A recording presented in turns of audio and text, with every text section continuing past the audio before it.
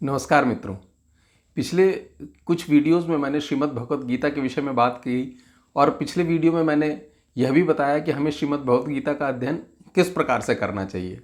बहुत सारे लोगों ने कहा है कि उसके बाद भी हमें बात समझ में नहीं आ रही है, क्योंकि वे बाज़ार में उपलब्ध तरह तरह की टीकाओं का अध्ययन कर रहे हैं और वो इसमें भ्रमित हो जाते हैं कि हर टीका में अलग अलग अर्थ बताए गए हैं। तो क्या भगवान कृष्ण के इतने सारे अर्थ रहे होंगे?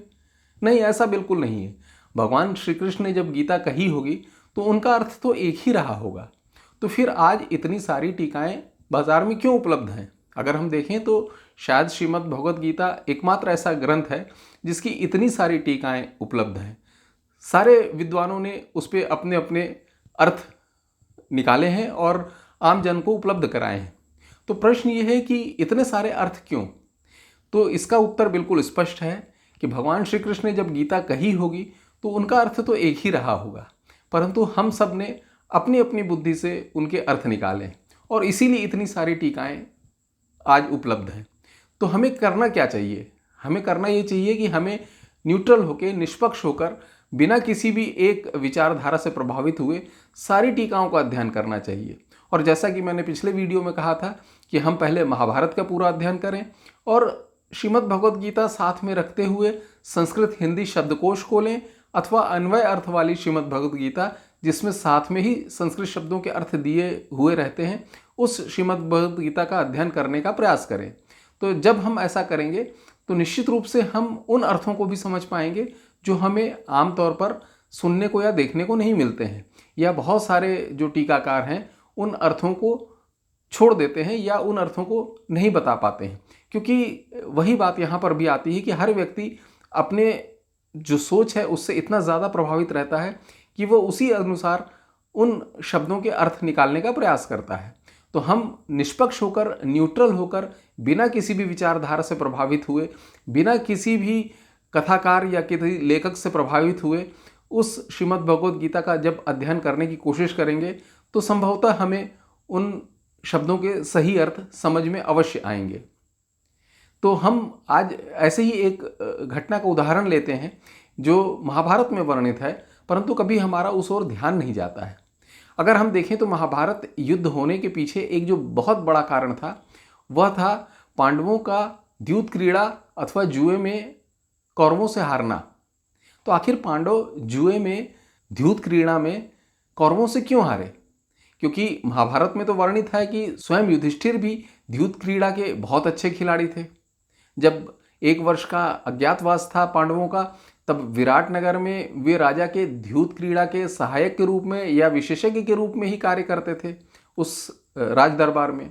तो युधिष्ठिर तो स्वयं बहुत अच्छे द्यूत क्रीड़ा के खिलाड़ी थे, तो वो आखिर जुए में क्यों हारे? और पांडव, अगर आप महाभारत की कथा पढ़ेंगे तो एक बार नहीं, पांडव 2-2 बार जुए में हारे। तो ऐसा क्या कारण है कि पांडव 2 बार द्यूत क्रीड़ा में कौरवों से हार गए? महाभारत की कथा से हम जानते हैं कि दुर्योधन को अच्छी तरह से मालूम था कि उसके पास शकुनी है और शकुनी द्यूत क्रीड़ा का बहुत ही अच्छा खिलाड़ी था। यह कहा जाता था कि वह जो चाहता था वैसे पासे ला सकता था फेंक कर, और इसलिए उसका पासों पर इतना ज़्यादा नियंत्रण था कि उसको हरा पाना संभव नहीं था। और यह बात सभी को ज्ञात थी, पांडवों को भी यह बात ज्ञात थी। और जब महात्मा विदुर ही संदेश लेकर पांडवों के पास गए थे तो उन्होंने भी पांडवों से द्यूत क्रीड़ा में शामिल होने से मना किया था और उन्हें सलाह दी थी कि इस द्यूत क्रीड़ा में जीतना संभव नहीं है, इसलिए यह उचित नहीं है कि तुम लोग इस द्यूत क्रीड़ा में भाग लो, क्योंकि शकुनी बहुत अच्छा खिलाड़ी है। परंतु उसके बाद भी पांडव द्यूत क्रीड़ा के लिए आए और हारे। तो वो आखिर द्यूत क्रीड़ा के लिए क्यों गए? इसके 2-3 कारण बताए जाते हैं। एक कारण तो यह बोला जाता है कि चूंकि वह राज दरबार से आए हुए आमंत्रण को ठुकराना नहीं चाहते थे, इसलिए उन्होंने उस आमंत्रण को स्वीकार किया। दूसरा एक कारण यह भी बोला जाता है कि स्वयं युधिष्ठिर द्यूत क्रीड़ा के बहुत अच्छे खिलाड़ी थे और उनकी बहुत रुचि भी थी द्यूत क्रीड़ा में, इसलिए भी उन्होंने उस आमंत्रण को स्वीकार कर लिया। अब विषय यहाँ पर यह है कि दुर्योधन तो अच्छी तरीके से जानता था कि उनके पास शकुनी जैसा एक बहुत अच्छा खिलाड़ी है, उसको हरा पाना किसी के लिए भी आसानी से संभव नहीं था उस समय, क्योंकि शकुनी का द्यूत क्रीड़ा पर बहुत अच्छा नियंत्रण था। वह जो चाहता था वह पासे ला सकता था। इसलिए शकुनी को तो हरा पाना उस समय संभव ही नहीं था। इसलिए दुर्योधन ने शकुनी के साथ मिलकर यह योजना बनाई थी कि पांडवों को द्यूत क्रीड़ा के लिए आमंत्रित करते हैं, और वह जब शकुनी से जीत नहीं पाएंगे तो हम जो भी चाहेंगे वो अपनी शर्त पांडवों से मनवा सकते हैं। लेकिन पांडवों ने क्या किया?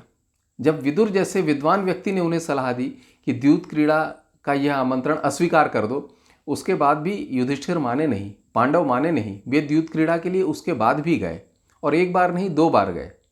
और उससे भी बड़ी बात, यदि कौरवों के पास, यदि दुर्योधन के पास शकुनी जैसा एक अच्छा खिलाड़ी था, विश्वविख्यात खिलाड़ी था, जिसे हरा पाना संभव नहीं था, तो इसलिए उन्होंने शकुनी को अपने साथ शामिल किया उस द्यूत क्रीड़ा वाली प्रतियोगिता में। लेकिन अगर आप ध्यान दें तो पांडवों के साथ कौन था?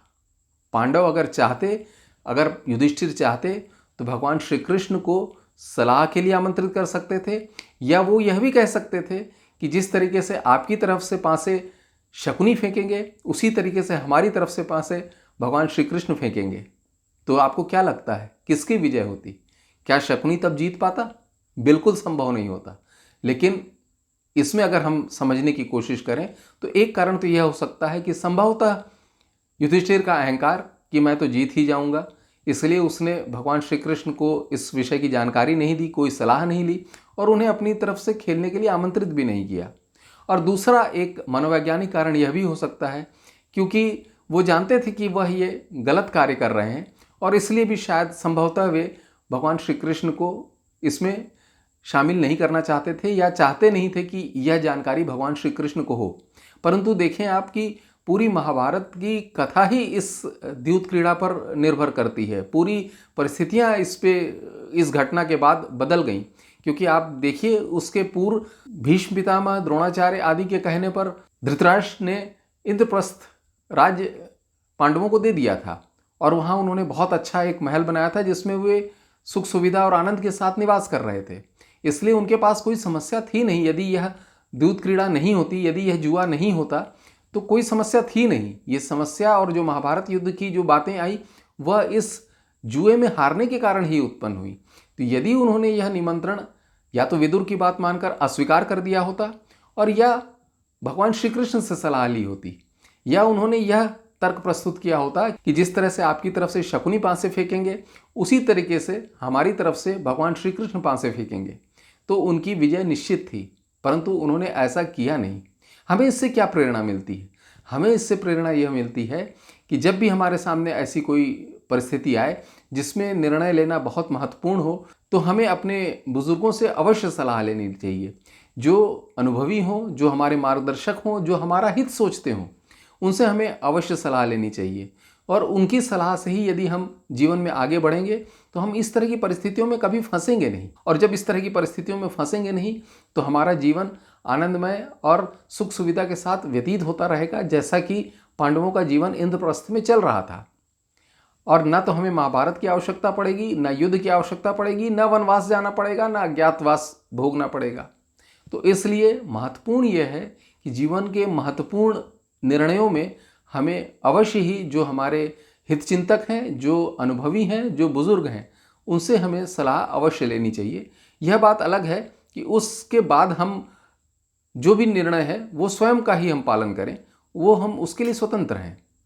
आशा है यह वीडियो आपको अच्छा लगा होगा, यह जानकारी आपको अच्छी लगी होगी। यदि यह वीडियो आपको अच्छा लगा हो तो कृपया इसे अपने अन्य मित्रों के साथ भी शेयर करें, इस वीडियो को लाइक करें और चैनल को सब्सक्राइब भी करें, और कृपया बेल नोटिफिकेशन अवश्य क्लिक करें, जिससे कि इस तरह की वीडियो की जानकारी आपको समय पर मिल सके। धन्यवाद।